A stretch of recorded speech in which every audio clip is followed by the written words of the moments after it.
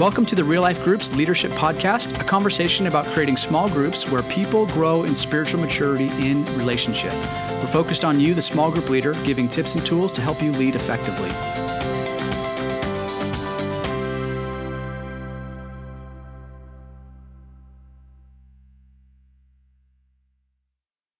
Well, I'm your host, Chris Short, and in this episode, we get the opportunity to sit with Evan Meske and Cory Speer, both guys who have been on staff at Real Life for years, helping lead and oversee small groups, discipleship, men's ministry, a variety of different things. And this episode, we are talking about over-talkers and under-talkers. I'm sure a topic that none of you have ever struggled with in your groups.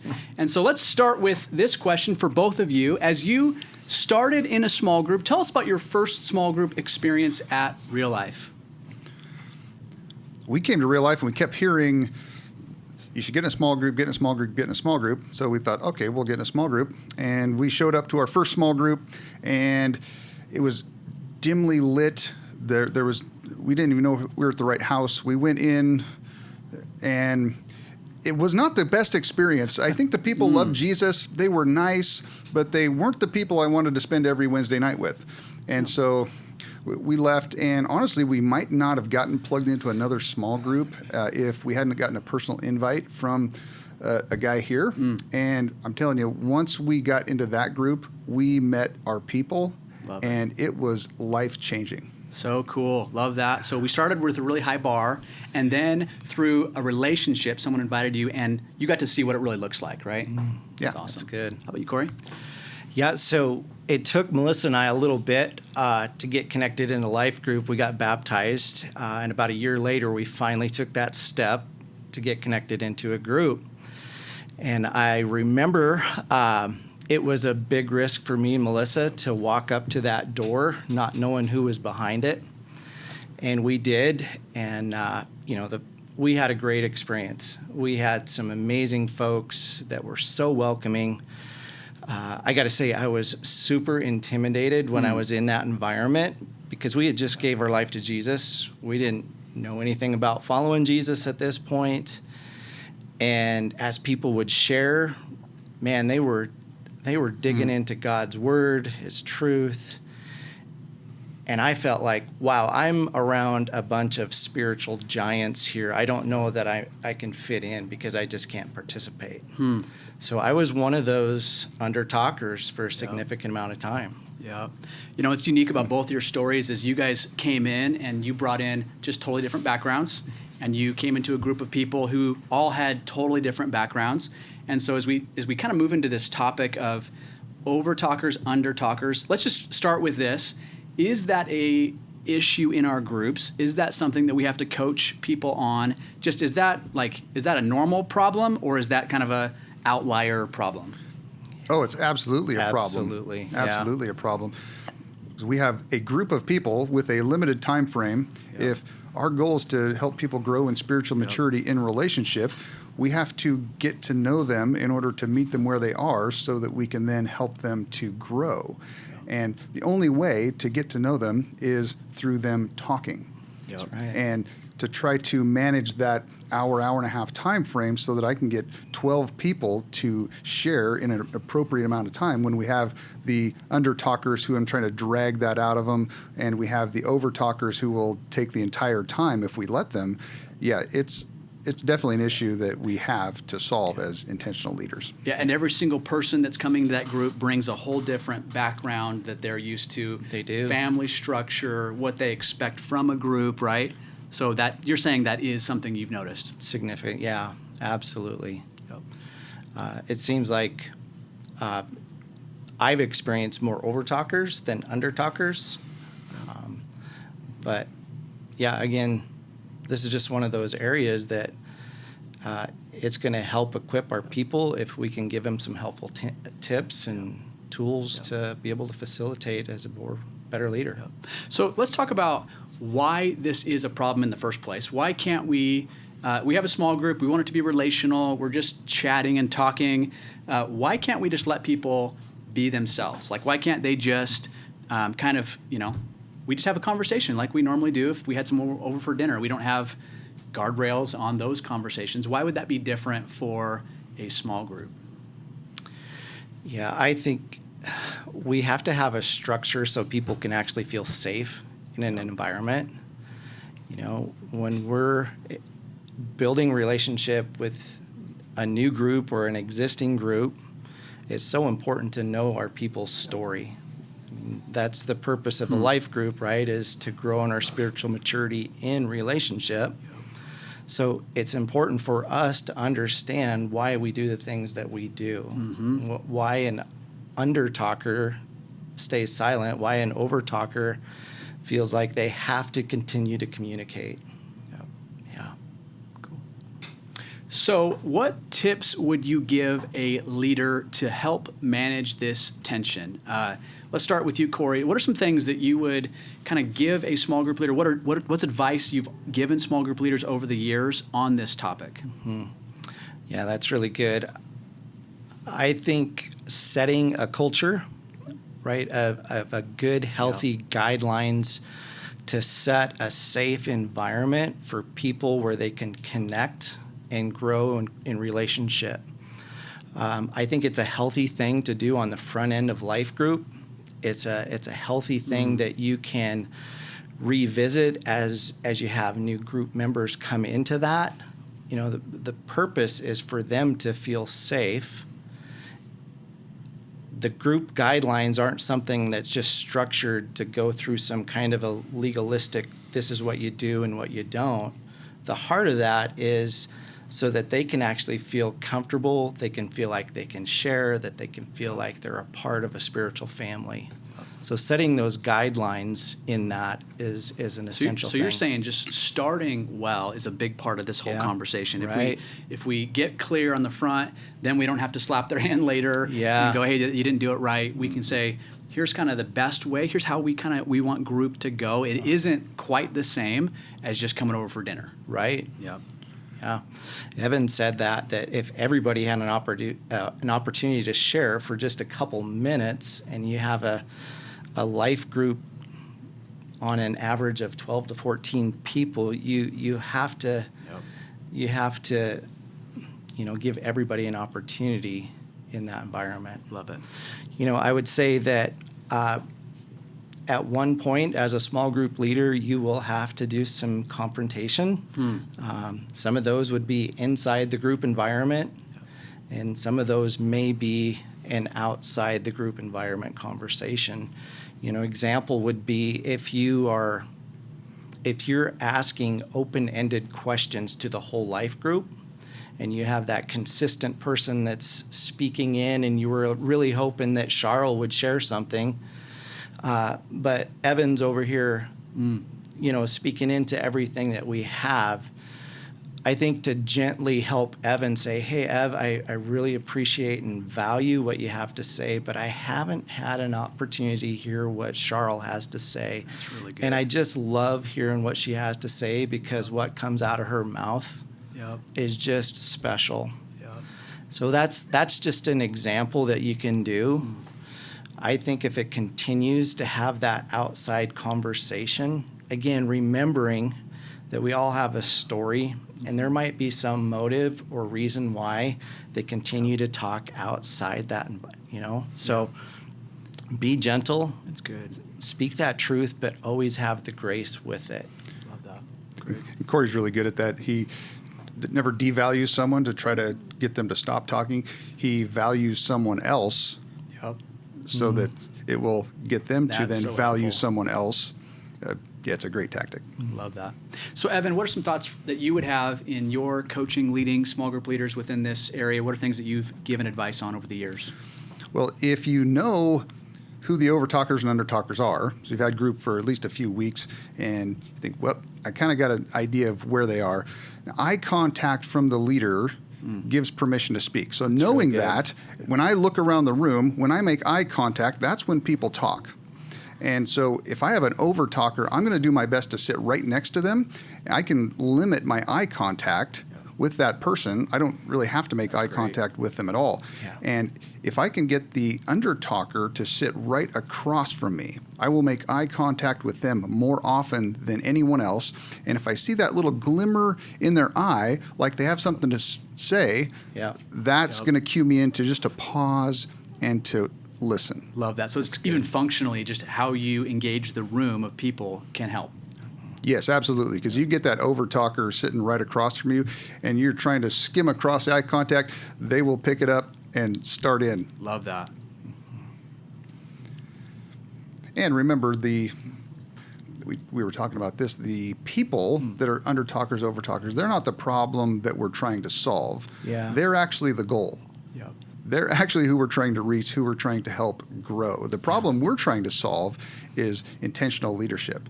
How do I take a group full of people and give them opportunity to share with me and with one another so that we as a group can know where people are at so that we can meet them there and then help them to grow. That's such a great reminder because we can look at people sometimes, especially if it is a difficult group where you have someone that's never talking and you have someone that maybe won't stop talking and just real in a group, that we can see that as the main problem, and that's not the main problem. Certainly, we have to learn how to function, but the goal is to help them engage with the Holy Spirit in their life. That's right. You know, those over talkers, here's what I think they need. They need someone to just listen them out. And That's good, your yeah. small group is not the greatest place for that. So as a leader, if you have an over talker, maybe no one has ever taken the time just to hear their story, to hear them out. And I would recommend take them out to lunch and just commit as much time. Like, we're going to spend 2 hours, and I'm just going to hear you out, and I'm going to keep asking questions, and I'm going to keep being curious. And once you do that and they feel heard, I guarantee at the next environment, they're not going to be as disruptive and as over talk as much. That's great. It's really good. Yeah, and as far as under talkers, to draw out the under talkers, again, I'm going to hopefully sit right across from them. And we had a gal in our group, we'll call her Lisa, and she came to our group. She was newer to the church, newer to our group, and I would typically ask a question, and at least one of the questions, I'm going to go all the way around the room to give everyone an opportunity to speak. I think, personally, it's a fail if everyone in the group at least doesn't have opportunity to share a little bit of themselves in that evening. And so I would come across to Lisa, and I would look her in the eye, and she would shake her head, no, no. And I just wait for it, and then she'd wave me off, and I'd say, okay, we'll come back to you. And then I'd go around the room, and then I'd always come back to her, and she would shake me off again. Nope, not ready. I'm like, okay.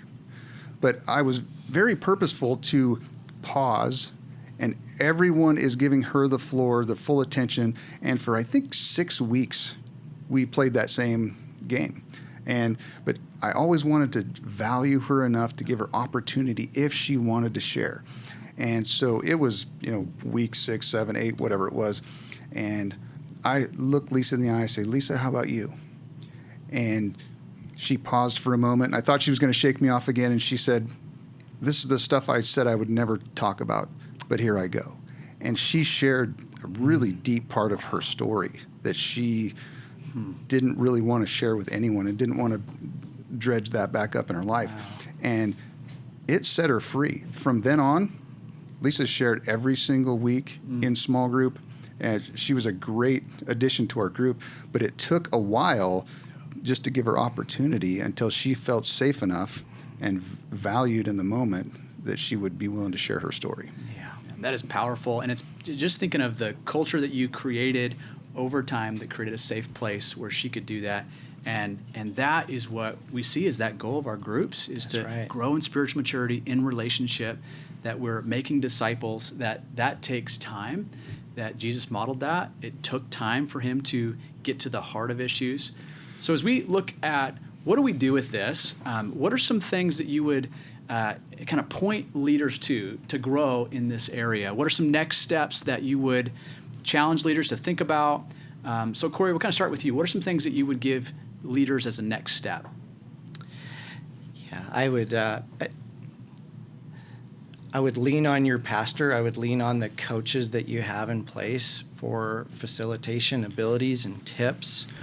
I think it's important to, as uncomfortable as it is, start practicing those awkward moments of having those conversations, because the more you have the ability to gently confront, the better leader you're going to become. It's going to feel awkward. You're going to probably mess up, and you have to experience humility and go back and apologize many times. But the more you do it, the better you become at conflict resolution and your ability to facilitate a small group. Yeah, that's super wise. And that's just stepping into what it means to be an intentional leader. It is. Trusting that the hard work is worth it. It is. Yep. Yeah, it is. Cory's done this wrong so many times and in so many ways. Yeah, he's learned. That I've gotten really good at conflict. If you can just weed out all of the things that Cory's done poorly, you will find how to do it well. Yeah. That's really good. That's good. That's a safe group that we've just created here. And if you have issues with over-talkers, under-talkers, you're going to end up having the hard conversation at some point anyway. Yep. And it just gets harder and more awkward the longer you wait. Exactly. So have that conversation right up front. You might have to clean up a little bit of mess from that, but it's going to be better, I promise, than waiting, hoping it's going to solve itself. And it never does. Yeah, which is true of pretty much all conflict, right? Right. Which Exactly. we will talk about in a coming episode, by the way, is conflict resolution, the inevitable part of our groups. But that's a great reminder. Appreciate that. I was talking about eye contact. Now, when you have an over-talker and they're trying to interrupt, now remember, eye contact from the leader gives permission to speak. So I'm focused in on someone and I'm trying to let them finish or trying to draw them out. And if I have someone over to the side start to pipe in, the trick is do not break eye contact with the person you're focused on. That's good. The second you break eye contact and go to the person who's interrupting, you've lost the person you were trying to draw out. So be diligent about maintaining eye contact. And I've even literally put my hand up toward that person. Yeah, that's good. In a stop mode and said, wait, I'm not sure that Lisa was finished yet. Lisa, but if I break eye contact with her, she's going to shut down and be done. To respect the person that's talking. That's and again, so good. so many people come into a group without that kind of respect and boundaries of relational environments. And that's just what is difficult. We all bring in different perspectives, and this has been super helpful. Anything else you would add just as tips and as you look ahead, what are next steps that a leader could consider? Well, Cory was talking about the guidelines up front. And for the guidelines, when you're setting that up, at least what I've learned, for the women in my group, if I can, when I talk about over-talkers, under-talkers, I can talk about valuing people. And for the men, I'm going to lean on respect. Like, we're going to respect one another. So if I can use both of those, because they speak to the genders a little bit differently. They do. Yeah. I think one of the things that we do as a group when we start out for the season, or we have new couples coming into that, is we'll spend an evening on the guidelines itself, just so that they can have the heart and the purpose of it. And I really think that sets the tone of feeling like they're a part of a spiritual family that's safe. I love that. And that's the heart of it. It's we want people to understand that we're on a journey, and on the journey there are things that we've got to work through. Every road trip's not easy, right? We've got to help on this same path that we're on. How about equipping and training for leaders? I know each campus that we have has different platforms for that, but would you recommend that? What do we have that we would point people towards in terms of trainings? That's good. Yeah, so our campus, we're doing a training on small groups every single month now.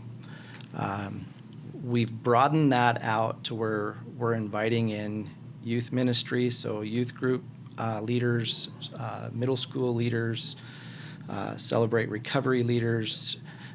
We're just inviting them in to learn these helpful tips on learning how to be a better intentional small group leader. That's really good. And so if you didn't know, Cory is with our North Campus, and so that's one of the tools that we have for our North Campus. Evan, tell us about for Post Falls Campus. And again, every campus has different pieces that we have, but tell us about Post Falls Campus. Right. We've got our initial class, which is how to lead a great small group. Yep. And then our second one gets into more of the discipleship, but the discipleship piece isn't going to matter if people don't keep coming to your small group. So you've got to lead a great small group to earn the right to actually get into these people's lives. So how to lead a great small group, and that's not just for leaders, or even if you think ever, maybe someday, I could possibly lead a group. Or if you're a leader and listening to this and there's someone in your group that you think, boy, they could maybe someday, with a lot of training and a whole lot of whatever, invite them to how to lead a great small group. There's no commitment to coming to that class. They're not committing to be a leader. The worst case, they're going to be a very informed small group member, and we would love to have them at that class. So as we kind of wrap up, any other thoughts that you guys have on this topic? When it comes to over talkers, one tactic I've used is to give them a role. And most of the time, if people don't know what their role is, they will assign themselves one, typically one you don't want them to have. And so I will give them a role, hopefully to counteract the behavior I'm trying to help. And so for an overtalker, for instance, I might say, hey, Cory, tonight at group, would you do me a favor and help me to listen? And I'm really curious about Tom over here, and I want to draw him out to really feel out where he's. So could you be really intentional about helping me listen? And if they're focused on listening, they're probably not going to talk so much. Really good. Yeah, that's really good. You earlier we had talked about just having that next step for somebody. When you make that eye contact, you don't want to break that eye contact with that individual. If you have somebody that kind of starts to speak and you put the hand up and say, hold on, I really want to hear what so-and-so has to say. If you can be intentional about having a next question in your mind before that person finishes their thought, so that you can direct another question towards somebody else. That's So good. And sometimes people don't talk because they don't know what to say. And that's on us as leaders, and we're going to have another episode on asking good questions, because if you ask a terrible question and people don't know what the guardrails are on this conversation at all, you can try all the tricks you want to draw them out, but they don't know if they're even in the right lane. Well, I want to thank you guys. This has been just an awesome conversation, and you guys bring so much awesome tips and tools. And I know this will help leaders in their groups for months and years to come to facilitate great conversations as we help people grow in spiritual maturity. Again, thanks for joining us today. I want to thank you, the listener, for being a part of the ministry that we have. Thanks for investing in leaders. I want to let you know a few things that you can stay connected with this podcast in the coming months. We have shows that we'll be releasing, episodes. We'd love for you to subscribe to be able to follow what's coming out. We also have show notes and links to things like the guidelines and classes. Be great tools for you to be able to stay connected. So make sure you subscribe on whatever platform you're listening, watching to, and be on the lookout for future episodes. Thank you so much, and we'll see you next time. We are grateful for the investment you make each week as you reach the world for Jesus, one person at a time, and make biblical disciples in relational environments. For notes from this show and other great resources to help you grow, visit realliferesources.org.